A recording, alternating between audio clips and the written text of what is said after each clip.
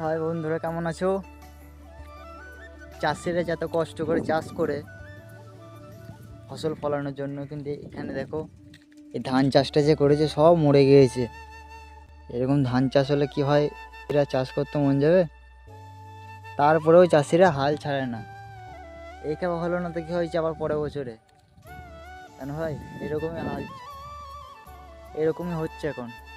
ধানটার অবস্থা দেখে না একবার, মানে কিছুই নেই, সব ধানগুলো মরে গিয়েছে, কিচ্ছু নেই। দেখো ধানটা, মানে এখন ধান হওয়ার সময়ও না, সব ধান দেখো এখন হারা।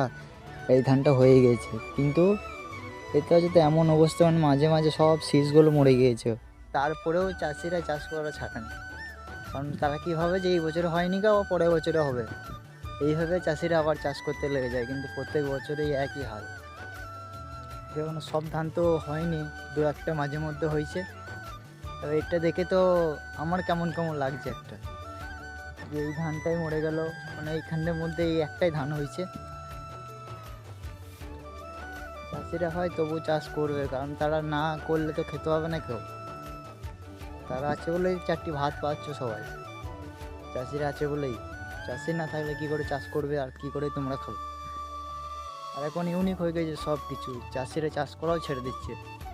অর্থাৎ প্লাস্টিকে উঠে যাচ্ছে সব কিছু, চাল উঠছে, সবজি উঠছে।